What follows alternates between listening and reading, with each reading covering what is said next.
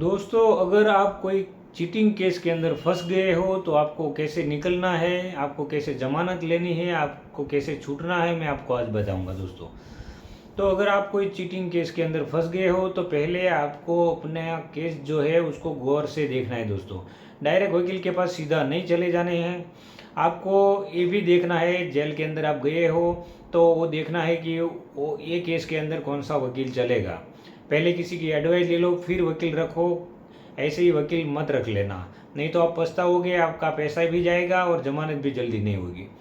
तो दोस्तों, cheating case के अंदर सबसे इम्पोर्टेंट बात यह है कि आपके खिलाफ कितना प्रूफ है, वो भी खास करके लिखित में।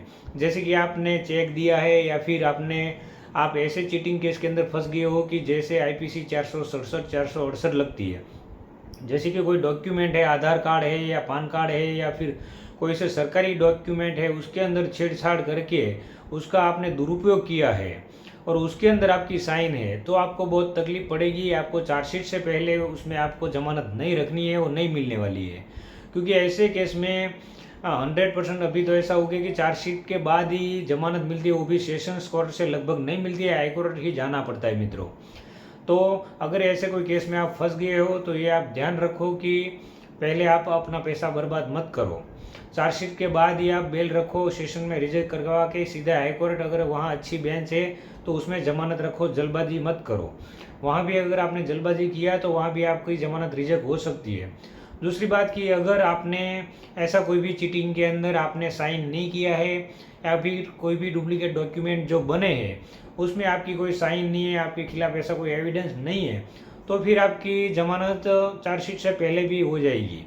लेकिन अगर आपके खिलाफ ऐसे प्रूफ्स है तो फिर आपके ऊपर 467 468 आईपीसी मतलब फिट बैठेगी और उसमें सज़ा लगने की भी संभावना बढ़ जाएगी। लेकिन उसमें आजीवन कारावास तक की भी प्रावधान दिया गया है दोस्तों।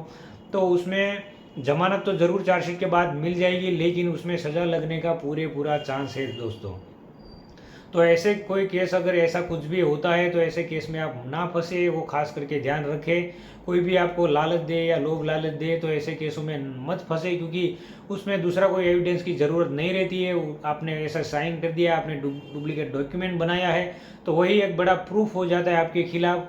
और दूसरी बात कि जो आपने साइन किया है वही साइन का वो लोग पुलिस आपके पास से नमूना लेगी और उसको राइटिंग ब्यूरो में भेजेगी और वो साइन मैच करवाएगी। अगर वो साइन मैच हो गया तो फिर समझ लो आप फिट हो गए हो केस में। तो वो खास ख्याल रखिए। आम लोगों को मैं ये बात बताना चाहता हूँ कि ऐसा कुछ भी है तो ऐसा कोई भी डॉक्यूमेंट में साइन मत कीजिए, कितना भी पैसा कोई दे। क्योंकि मैंने देखा है कि बहुत सारे ऐसे कैदी है, वो लोग को 5 साल 7 साल या 10 साल की सज़ा आज वो लोग भुगत रहे हैं। तो आपको मेरा मेन मकसद है कि आपको कायदा का जानकार बनाऊँ। दूसरी बात है कि खोटा कोई केस में फंस के कोई भी वकीलों को पैसा ज़्यादा दे के आप बर्बाद मत हो। तो खास बात ये ध्यान रखो कि ऐसे कोई केस में मत फंसो, और अगर फंस गए हो गलती से तो ऐसे आप जमानत पे यही टाइम पे रखो, ये खास ध्यान रखो दोस्तों। जय हिंद, जय भारत।